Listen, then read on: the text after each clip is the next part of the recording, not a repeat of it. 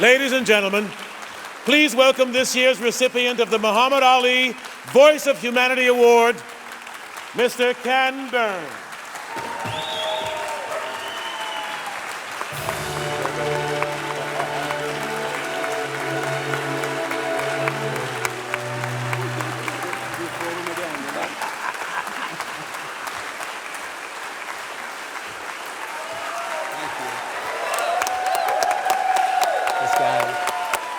Thank you.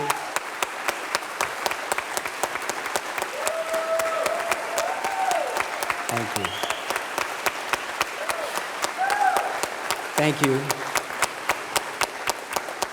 I have worked with this beautiful man for more than 20 years, and we don't leave home without him. He's unbelievable, and everything you like about those films that he's narrated or been a voice in is him, and everything you don't like is just me.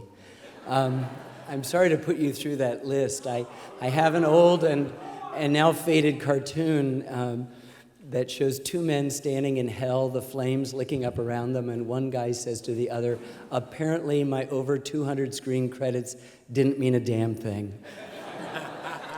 And of course they don't. What means a damn thing is what we do.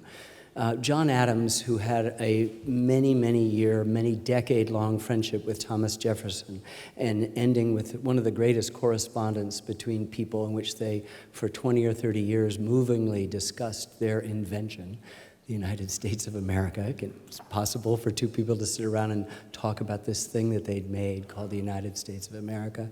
Adams said, "We ought not to die before we understand each other, before we know who we are." And this is what we all do. This is where stories come from. This is where narrative comes from. And for too often as a country, this narrative has been buried in just one narrative, a succession of white male presidents, until that guy, and wars.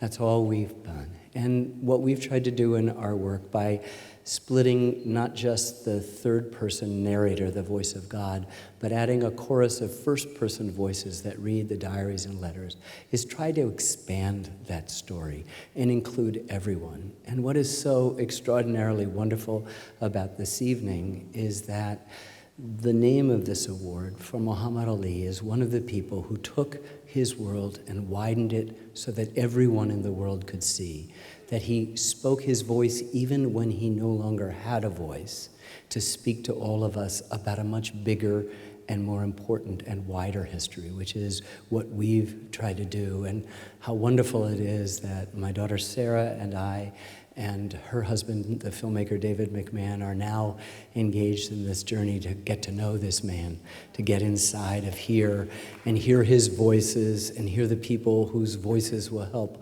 us understand not only him, but where we are in this country. And so I am extremely grateful for this award. I'm so gratified. I can't possibly live up to the shadow of Muhammad Ali. I met him once in my life in Los Angeles. He was at a hamburger Hamlet.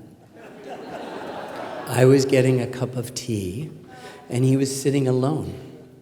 And I turned, and I thought, oh my God, there is Muhammad Ali.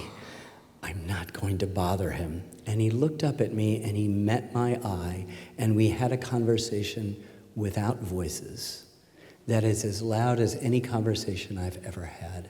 And I hope that when we come back a few years from now, having shared the story that Dave and Sarah and I wish to tell, that we will have enriched that magnificent voice of his and the message that he had for the rest of us, to widen the lens, to back up, to include everyone's story. And that's the meaning of this man and this award for me tonight. I thank you. I also wanted to say that you might have heard in the Roosevelt's clip a young actress's voice. I really think she's going someplace. Please keep an eye out for her. Her name is Meryl Streep.